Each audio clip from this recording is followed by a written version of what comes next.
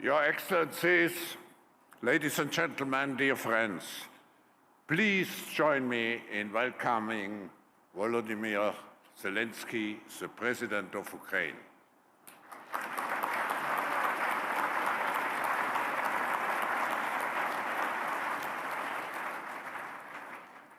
Mr. President, after having had the pleasure to welcome already the last 2 years very powerful delegations from your country, it's now my great honor to actually welcome you back to Davos, because during your remarks at the annual meeting 2020, where you were among us, you mentioned that the biggest threat to a cohesive and sustainable world was security. You also warned of the consequences of accepting the new normality when at the same time parts of your country had already been under partial occupation for 6 years. Mr. President, the brutal aggression on the 24th of February 2022 reminded us that we cannot have global prosperity without peace and security. Nearly 2 years since the war, Ukraine still stands.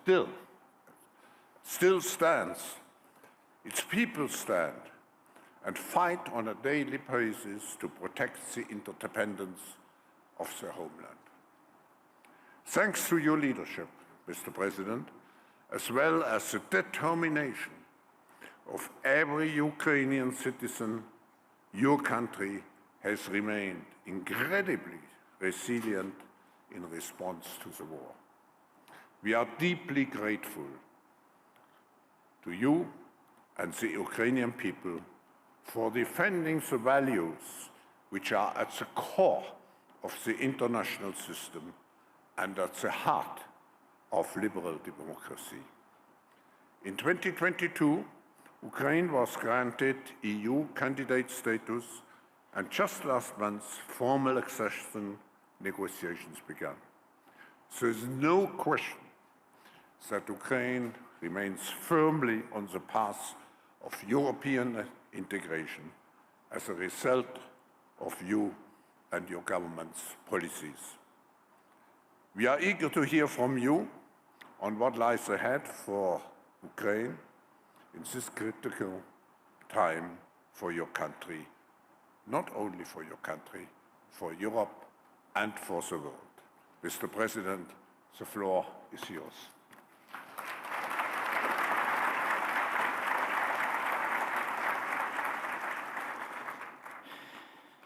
Thank you so much. Professor Schwab, thank you for your very kind introduction. President Brandon, ladies and gentlemen, I appreciate your willingness to hear answers to truly important questions. When will the war end? Is the third world war possible? Is it time to negotiate with Putin? The full-scale war in Europe has been ongoing for nearly 2 years. Counting the time since Russia's illegal annexation of our Crimea, it's been almost 10 years. And for almost 10 years, Russia has been interfering in African countries from Sudan to Mali. The Syrian war still bleeding because of Putin's decision to prove something to the world has been ongoing for almost 13 years. In fact, one man has stolen at least 13 years of peace, replacing them with pain, and crises that impact the entire world. Putin is trying to normalize what should have ended in the 20th century. Mass deportations, cities and villages razed to the ground, and the terrifying feeling that the war may never end. In fact, Putin embodies war. We all know that he is the sole reason why various wars and conflicts persist and why all attempts to restore peace have failed, and he will not change. He will not change. We must change. We all must change to the extent that the madness that resides in this man's head or any other aggressor's head will not prevail. Putin is frank about what he wants, what he does, and who his targets are.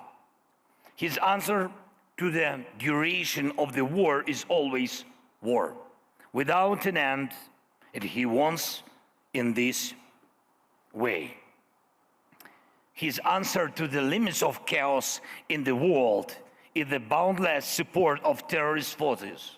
He enjoys conflicts that cause suffering to others. His answer to calls for peace is supplying more and more weapons from North Korea and Iran. Regimes like his exist as long as they wage wars. And we all in a free world exist as long as we can defend ourselves. If anyone thinks this is only about us, this is only about Ukraine, they are fundamentally mistaken. Possible directions and even timeline of a new Russian aggression beyond Ukraine become more and more obvious. Let me ask very honestly, which European nation today can provide a combat-ready army on par with ours, holding back Russia? And how many men and women are your nation ready to send to defend another state, another nation? And if one must fight against Putin together in the years ahead, isn't it better to put an end to him and his war strategy now, while our brave men and women are already doing it?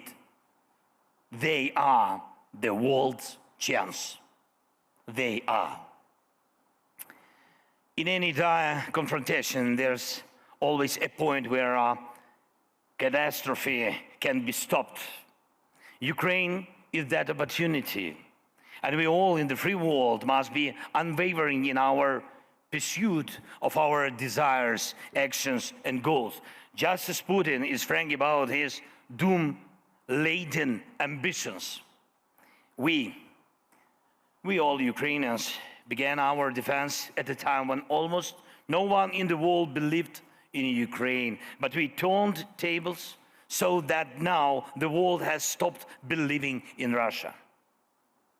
Even Putin's current buddies in Pyongyang and Tehran are simply using his madness while he still has technologies and resources to pay them. No one believes in his future or invests in it. And we, all of us today, even more than yesterday, must invest in bringing peace closer, a peace that is both just and stable. Before the full-scale invasion, we constantly heard, don't escalate. And we called for proactive action, sanctions to prevent war expansion. And we were told, don't escalate. And after February 24th, nothing harmed our coalition more than this concept. Every don't escalate to us sounded like you will prevail to Putin. And we asked for new types of weapons, and the response was don't escalate. But then weapons arrived, and there was no escalation. A Russian missile fell on NATO territory. The response again was don't escalate. But retaliation at the moment could have taught Russia a lot and would have added necessary confidence to the West. We talked about blocking the transit of sanctions goods to Kaliningrad, but the response was don't escalate. Full force of the sanctions could have forced Putin to concessions. Because of don't escalate, time was lost. And the lives of many of our most experienced warriors who fought since 2014 were lost. Some opportunities were lost. The lesson is clear. Everyone thought Russia had missiles that couldn't be shot down. Patriots shoot down everything. And many feared the consequences if Ukraine gets long-range weapons. As a result, Russia just loses more. And we heard Russia would never allow a grain corridor without its involvement. Nearly 16 million tons of cargo have been transported from our ports. And we can prove that Russia will reconcile with the complete loss of its Black Sea fleet, which terrorized commercial ships. And we must gain air superiority for Ukraine just as we have gained superiority at the Black Sea. We can do it. Partners know what's needed and in what quantities. This will allow progress on the ground. Just 2 days ago, ladies and gentlemen, just 2 days ago, we proved Ukraine can even hit very valuable Russian military aircraft, which no one had shot down before. Many sanction steps were delayed for months, even years, because they have faced storms of threats from Moscow. But none of those threats came true. Each storm turned out to be their bluff.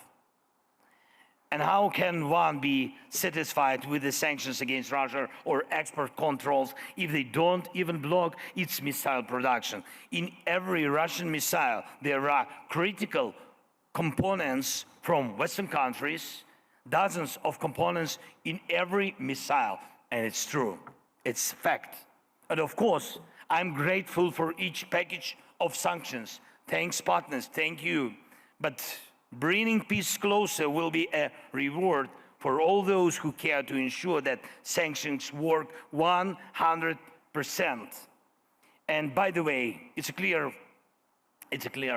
weakness of the West that Russia's nuclear industry is still not under global sanctions, even though Putin is the only terrorist in the world who took a nuclear power plant hostage.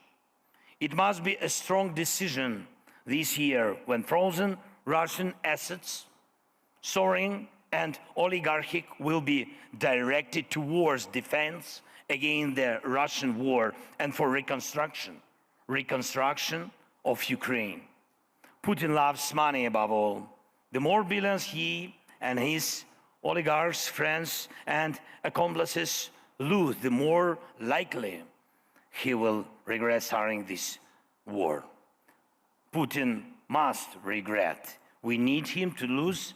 We need to finally dispel the notion that global unity is weaker than one man's hatred. And we can do it. Ladies and gentlemen, this year must be decisive. Can freezing the war in Ukraine be its end? I don't want to settle for the truism that any frozen conflict will eventually reignite. And I remind you that after 2014, there were attempts to freeze the war in Donbass. There were very influential guarantors of those protests than Chancellor of Germany and the presidents of France. But Putin is a predator who is not satisfied with the frozen products. And we have to defend ourselves, our children, our houses, our lives. And we have to do it, and we can beat him on the ground. We have proved it, and at sea and in the skies. And we ramp up production of weapons. We achieved economic growth in Ukraine. Our GDP is moving up despite the war, plus more than 5% last year. And we got the decision on EU accession negotiations, and we are normalizing the idea that the aggressions can be defeated, even Putin's aggressions, which have been ongoing for 10 years and more. And now we can say, don't escalate, to all who doubt, to all who want to reduce support. And in this warning, we will be absolutely correct, because every reduction in pressure on the aggressor adds years to the war. But every investment in the confidence of the defender shortens the war. We must make it possible to answer the most important question. The war will end with a just and stable peace. And I want you to be the part of this peace, starting from right now, to bring the peace closer. And we need you in Ukraine to build, to reconstruct, to restore our lives. Each of you can be even more successful with Ukraine. And these days, right here, in such beautiful country, in Switzerland, we have made a key political contribution to the possibility of ending the war. There was the most representative meeting of national security advisors regarding the implementation of the peace formula. More than 80 countries and international institutions were represented. Yesterday, I had very productive negotiation with the president of Switzerland, and discussing the possibility of holding a summit at the leaders level in Switzerland, the first summit, the Global Peace Summit. Today, our teams have already begun work on organization such a summit, not the World War III, but the Global Peace Summit.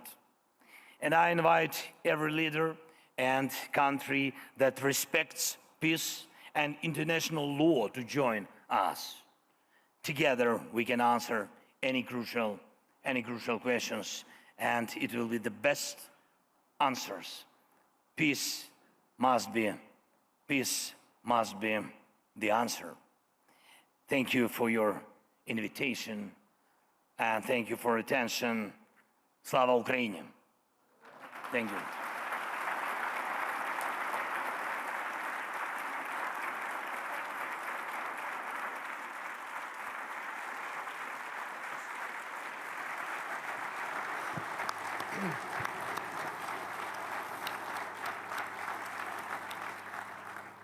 Mr. President, I think you can feel the warmth from the audience. I've never seen this room so full. And thank you for your historical speech here in Davos.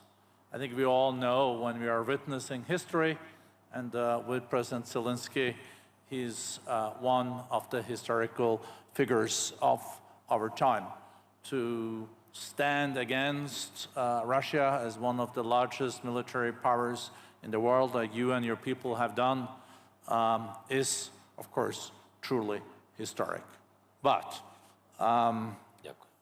we will also have to turn to the next chapters, and you also mentioned that Ukraine's economy is still growing with more than 5%. You also mentioned that Russia has seen a lot of losses, more than 300,000 soldiers, more than half of their tanks, and also their Black Fleet fleets. I was just wondering, listening to you, how long will the Russian people let Putin continue with this?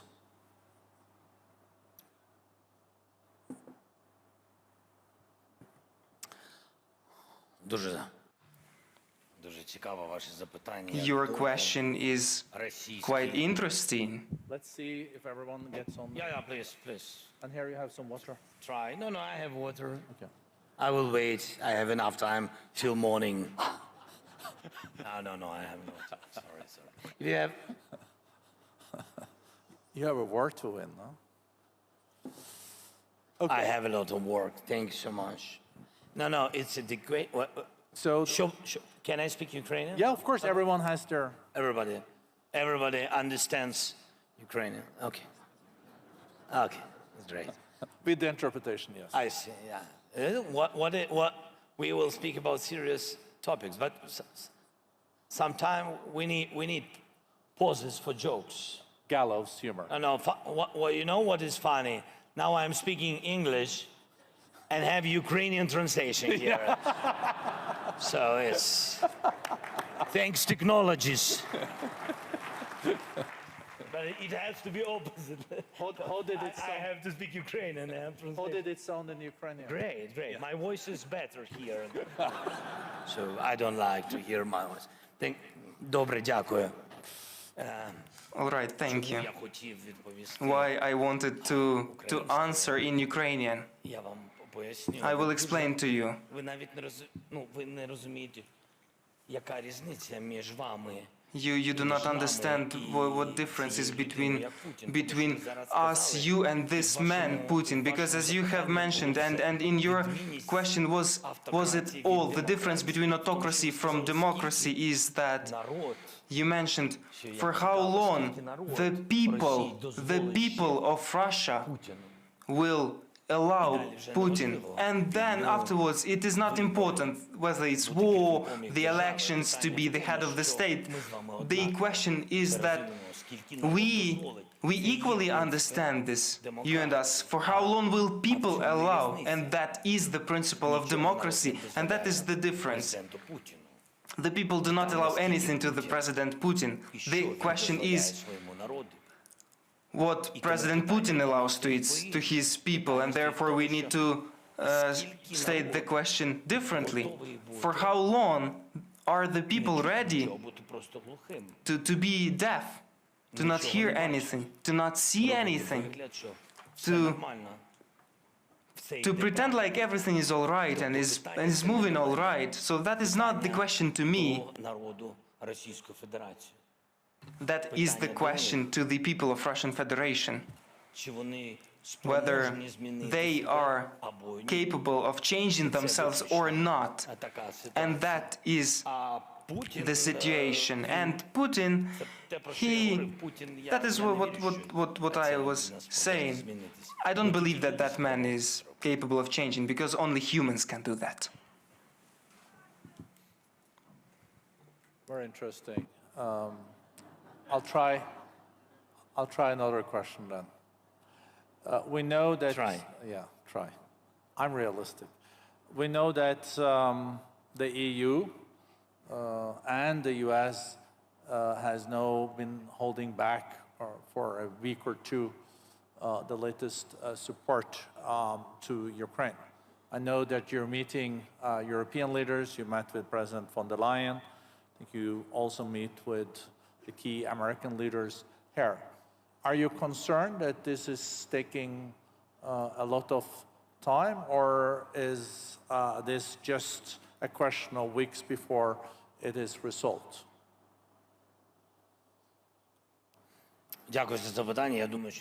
Thank you for the question. I think it's the matter of weeks. I have positive signals that Europe is supporting us, the countries of the European Union, and I believe we will also manage to solve the question regarding the aid in Congress. Without it, it is not possible. We have had many discussions, dialogues and meetings, and I think that we are not wasting our such precious time to us, because we at times of war need to be in our state. It is important to come here, to communicate with partners, to meet, but nonetheless, there are priorities in times of war. And therefore, I am sure that I believe that there will be very positive reaction from our partners. We do not allow Russia to occupy us. We stand firm thanks to our warriors. As regards the reforms, all that list of reforms, our promises and proposals by the International Monetary Fund, European Union, Ukraine is fulfilling all those faster than prior to the war, because we have regrouped, because Ukraine in times of war has proven that it can be strong and can reform the state. I think it's also, Mr. President, a good reminder to all of us that when Putin attacked, saying that it was just false allegations that he was going to attack Ukraine, that he said the evening before the attacks started, you've been able to take back 50% of the territory that he occupied. I think it's also important to remind ourselves that you did even before you got the Western weapons support. That was based on your old army. And you have a much stronger army now, probably the 6th, 7th strongest army in the world. But I think, if I may, if you could share the sentiment among the people in your country.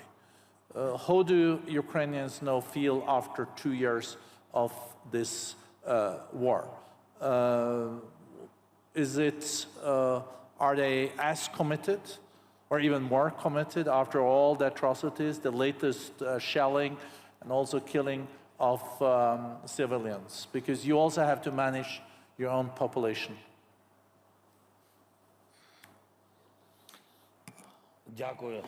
Thank you for a rather difficult question. First and foremost, Ukrainian people will never forgive Putin and to all those who have sponsored and committed all this terrorism, who took our lives from us, our people, our children, the time of those children that have survived, thanks God, but who were forced to grow up and become adult because of this war. They were deprived of childhood simply. And my condolences to all those who were deprived of close ones, of people. Therefore, to mention anything about forgiveness, it is said that the time is playing at Putin's hand and that people in Ukraine will forget. No, to rest in this world or in the other world, neither he nor his children or grandchildren will not have safe rest. Yes, we are not terrorists, therefore we will have criminal legal processes, and there will be responsibility. There has to be responsibility because after this terror, the others will come. Autocracy, aggression. It would mean that it is possible to do so if there would be no consequences. Therefore, nobody will never forgive nothing to anybody. But not this supports the morale, the spirit of Ukrainians, not revenge. We cannot compare revenge to justice. I have now covered justice, not revenge, but justice. Justice has to be in sentences, in precise years and places where they need to spend their long, many-year vacation. The issue is in justice.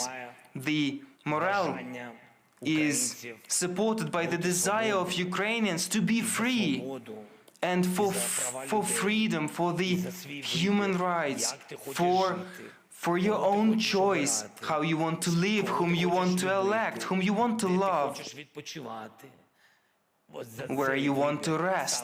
For it is for this choice, for the sake of freedom, that Ukrainian people are fighting bravely, courageously, resiliently. And I believe that it is fighting for our common values. It is difficult to understand the price of such values when you do not have war. Therefore, your support is so important. It is so important for the people to understand the price of it before the disaster comes. And if we unite all together and unite in the help to Ukraine and in isolating Putin, and if we do that, that will be a right preventive political step so that the war do not come to other countries, to Ukraine, And this is what Putin wants. By distracting his slavery population of poor people, he is not capable of building up market economy in Russia. He did not succeed in that. He did not manage to create middle class out of poor people, to let people enjoy the results of their work, to enjoy their lives. Therefore, he proposed radicalism to them. Because of the work of Kremlin, their lying information policy, and because of the war, if you cannot give the economy, he has found for them other military quote-unquote victories, that is occupation of other territories, destruction and killing. I apologize, my response was rather long. Your question was shorter. I think they're more interested in hearing you than me. I think, Mr. President, Enough. I think that was an amazing way to end. Maybe just short question, how can we in this room, and also we discussed this morning with, you had 70 global CEOs in the room, how can we even better contribute for the principles you laid out and for Ukraine? I have stated to you absolutely frankly to us, I believe that our strength and our main treasure of Ukraine is people, and they have proven to the whole world that they are smart, talented, modern, and they are sharp-witted, they are brave, and they are absolutely open. And I told you that for us today to build up a resilient economy, only our people and your investments are capable of that. The working places, many of those. For this, we would need normal investments, from absolutely understandable, transparent companies, and I believe that that will strengthen us, because it will create new employment places. It will allow our people the opportunity to come back from abroad. And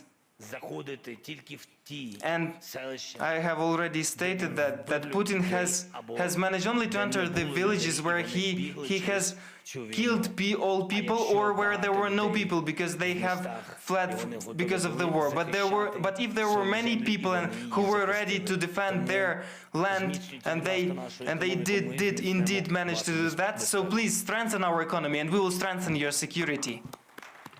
Thank you so much. Thank you.